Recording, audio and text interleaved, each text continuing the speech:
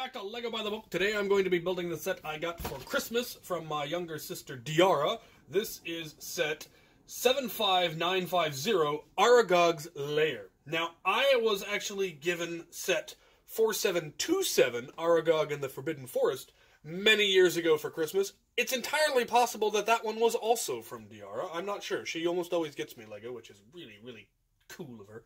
So this one, near as I can tell, the spider is much better designed. And the little spiders are decidedly creepier looking. So let's get this thing built. As always, we start with the minis.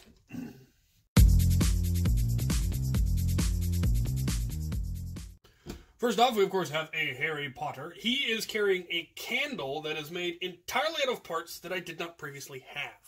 So the actual candle stick, as well as these new types of flame, are different, and I really like them, and I want to get a whole bunch of them. It looks like I did get a spare flame, so at least I've got two, but I didn't get a spare candle, of course. They are dual head. He's got a screaming face and his regular, slightly smarmy face, which is neat. I like that they made it so he does have the scar, and it is not blocked by his hair. That is actually a really neat design. And then they've got the new wands that can either be held straight up and down or can, in fact, be held pointed straight forward. So I think that's also a really neat design change. The other figure is, of course, Ron, because he was in this scene. He is also carrying a lamp that I did not have an example of previously, so that is also really cool. I don't think I had this particular hair either, so that's neat.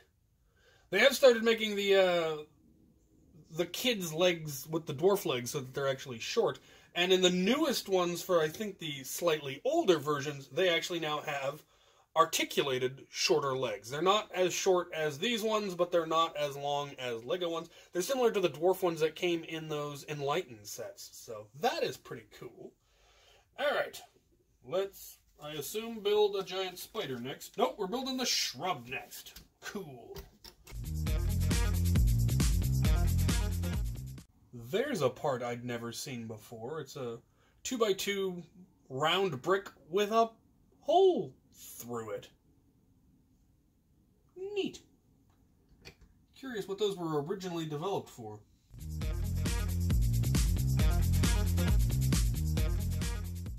This part has changed too. It used to have basically a brick on the bottom, and now it's got a center post, which allows you to attach it to some things more securely, and that is pretty interesting.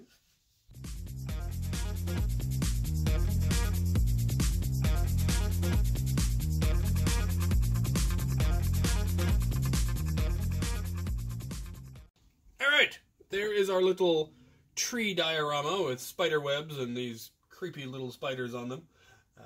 Like I said, bunch of neat new parts that I definitely didn't have before, and I rather like the the web launcher they have in the base here. I'm not sure what that's all about, but it's nifty, because, you know, I like action features.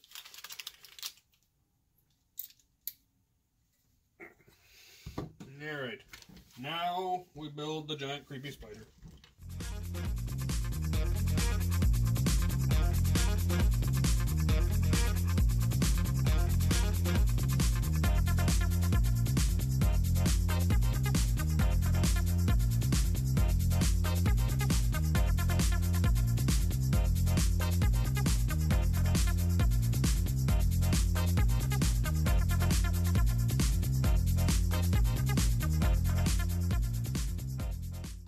And there it is! That is a thoroughly creepy and well-designed giant spider, if you ask me. I like all the different shades of brown and black that they've used. In the abdomen, there are some of those places where you can't see the part at all, so they used like bright green and blues, and I never fully understood that philosophy, but the mandibles are really well done and technically articulated if you really wanted. The legs are also remarkably articulated, which involves some parts that I, again, not sure that I had any of before. So there's a lot of new parts in this set, and that is always really cool. There's also a large number of spare parts. They're the type of parts you expect to get spares of. This set just happened to have a lot of those types things. Extra grass, extra flame, extra teeth, all that kind of stuff. Plus you get an extra wand for each color, and they had a dark brown and a light brown. So yeah. Ah, no! Put her down. A very cool set. I'm going to keep that spider intact because that is definitely the sort of thing I can use in my castle. Giant spiders and all of that, as well as all these creepy little ones. It did come with a mushroom. I like the mushroom. Anyway, yeah, lots of stuff here that I'll definitely be able to use. I'll probably repurpose the minis, use their legs to make more dwarves or hobbits or something. And I'm definitely going to use that candle and possibly look into Bricklink and getting a bunch more of those, because I'd love to have a whole bunch of those candles in my castle and around in my village, because, those candles, because they're really neat looking. And possibly more of these lamps. Good stuff. Thank you, Diara, and Merry Christmas, and Happy New Year, and thank you all for watching.